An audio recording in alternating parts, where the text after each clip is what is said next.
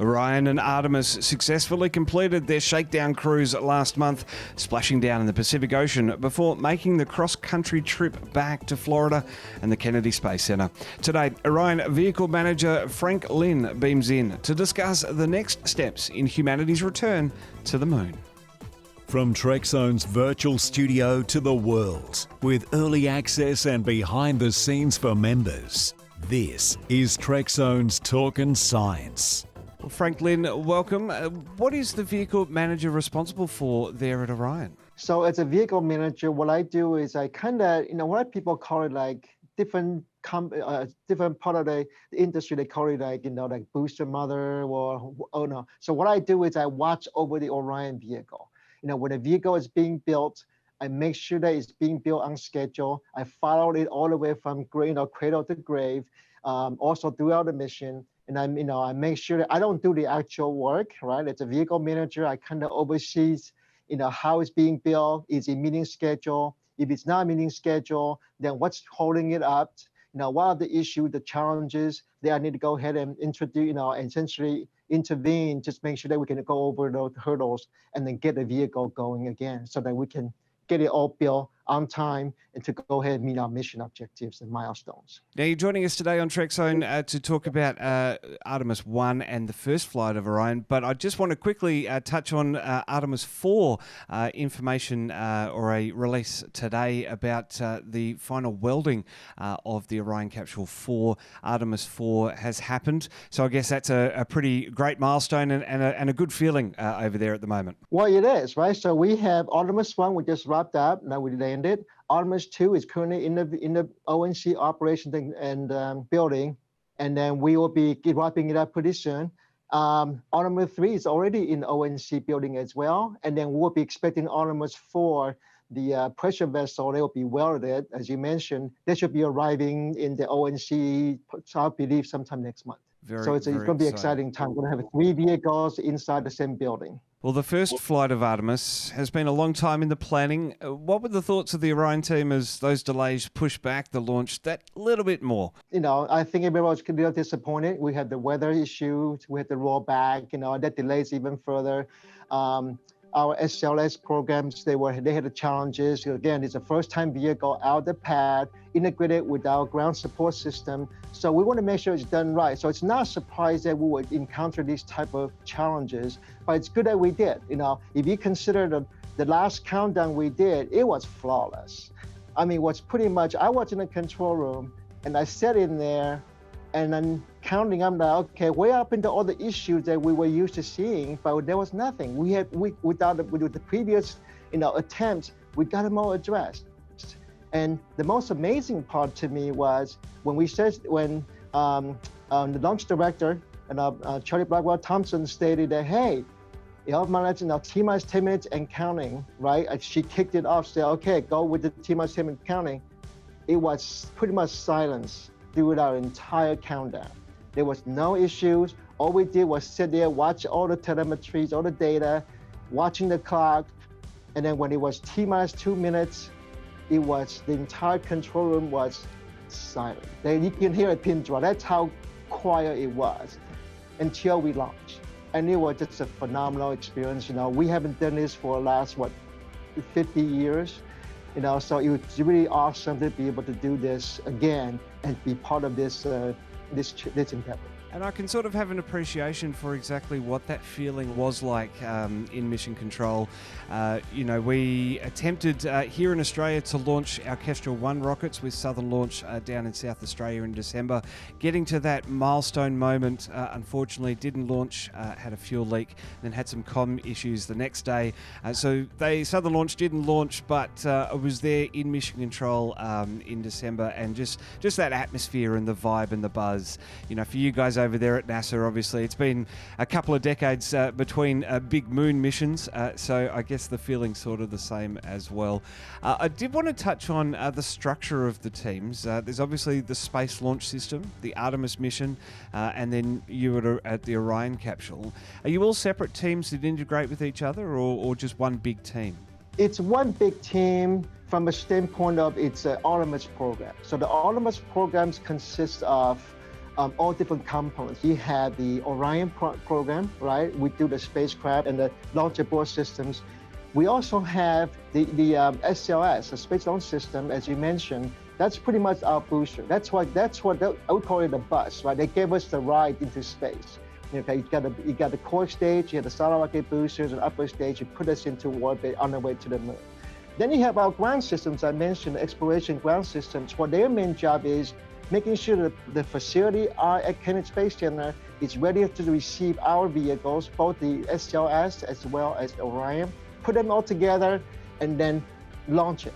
Okay, that's what the ground exploration system do. In addition to that, you also heard about the human lander systems, and you also had the gateway. So there's all these different parts that makes up the Artemis program. They are each individual programs, but they are all working through the same goal, is to support the Artemis mission. The 1.4 million mile journey saw Orion go further than any human-rated spacecraft has before, but it obviously wasn't all sightseeing and taking those awesome shots of the moon and Earth. What were the mission parameters? What were we hoping to achieve here with Artemis 1? Well, the main objectives of the mission for Artemis 1 obviously was to demonstrate our ground systems, making sure that our SLS program, our boosters, and our core stage are operating normally, can actually do the job. The upper stage can do the job to put Orion into the right lunar orbit, And then from an Orion perspective, what we need to demonstrate is the heat shield. The heat shield is our number one development test objective, DTO we call it. That's our number one objective. We got to make sure that, hey, without the heat shield, we are not going to be able to come back from the moon. Okay, and safely enter the atmosphere. So that's our number one, objective. And after that, we're getting into the other programs. Like as I mentioned before, SLS. They need to be able to demonstrate they can put us safely into orbit. All the engines they have are being built fine. The booster they built, the EGS, right? The ground systems. How are we going to build all the vehicles, integrate them all together, go through the launch sequence, and launch it safely? That's also the other part of that. And then the third objective we have is bring the vehicle home. Now that we have launched it, we successfully done it, we want to demonstrate heat shield, but when we actually come back and do a safe re-entry, we want to make sure that the parachutes do open on the Orion. We want to make sure that you see the orange inflation bag, the bag, we call it the CMUS bag, the crew module upright system bags, they do inflate. In case that the capsule come in a little bit not per plan and it goes upside down or so on the side, it's able to upright itself. So all those objectives were met. It was really a successful mission. And there's a new technique for splashing down to more consistently achieve the landing zone. Can you tell us a little more about the skip entry method? So the skip entry method is really about, if you can imagine, it's really just to give us the opportunity or flexibility on downrange. So if you can imagine, a vehicle can come in this way, right? And then pretty much an entry interface is about 400,000 feet above the Earth, right? That's when we actually hit the atmosphere, we start doing the entry. What skip entry does, the vehicle comes down and go through the nice hot, the heat and the velocity, and then it actually reach about 200,000 feet. Then we change our trajectory a little bit with the attitude control, and we're able to skip out. Then we come back out to about 300,000 feet. Then we come back down again. By doing that, instead of coming down direct entry, we call it, that allow us to float the vehicle back up and extend the downrange. That give us the flexibility in launch windows as well as recovery. For example, for this Artemis 1 mission, we were supposed to have come down around 3,500 nautical mile downrange. The range was about 3,500 nautical mile, but because of the weather at the primary landing site wasn't that good, so we went ahead and actually landed at 300 nautical miles short. Wow. Okay, so we were able to adjust that. But if you do a direct entry, there's not much of adjustment. There's very little adjustment that you can do, but by having the skip entry method, it allows you the flexibility and to be able to come in at different locations, at entry point, different locations. They also give you more flexibility on when you can actually launch. Because when you can actually launch, it's all dictated on the orbit between the Earth and the Moon, right? So that really would help. Did everything go according to plan on the mission? Were there any hiccups along the way? Well, we always have challenges on first-time flight, but overall, our mission has been very, very, very successful. We found out some things about our equipment, our boxes, our VR boxes that we didn't expect to see, but again, because of redundancy that we have built into the vehicle performed really was really great, and we don't have any major issues. Again, we had some challenges we had to overcome, but again, this is first time learning everything, right? Just like the first time you buy a car, what do people say? Do not buy the first model year car for the same exact reason, right? We test everything we can, but it's always that once you put it into space, and you don't work and you fly for the first time, you learn more about those idiosyncrasies, those specific things that you never were able to test, and you learn more about it. But the good thing is we learn from it, and then we'll make it better for our next one. It's a very good point that you make about buying that first model of car, buying the first model of spacecraft. I've got the first model of Hyundai in the garage, and yeah, it's taken me about 100,000 kilometres to really get that in and work out all those kinks and issues. So it's good that it's a 1.4 million mile journey on the shakedown cruise, because that gives you a good chance to have a look at everything. The arduous task begins now of analysing all of that telemetry, and Snoopy was on board to give you a human analogy. And this week, the heat shield inspections you mentioned a little earlier are getting underway. Yep. So Snoopy, we actually removed Snoopy, I want to say mid last week. Okay, yesterday. I was told that yesterday we removed it. Regarding the heat shield inspections, yep, that's the vehicle is back in the MPPF, it's the multi-payload processing facility, and that's where the vehicle is today. We are actually removing lots of components out.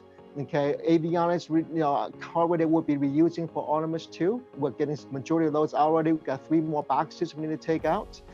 The heat shield we got an entire thermal protection system experts. They have been done at KSC already in the MPPF building, and they have been taking a first look of the heat shield. They're still analyzing the data, so we don't have any specific things to share right now.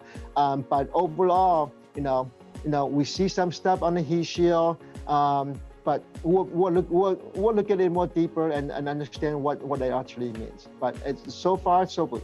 It's not too bad. Looking forward to more of the detail coming out as you analyse every square millimetre or every square inch of Orion, and looking ahead to Artemis 2 and beyond. Very, very exciting that we're going to be heading back to the moon in my lifetime. Frank, thanks for beaming in, and hopefully we can stay in touch as the missions continue. Yes, of course. Looking forward to it. Thank you.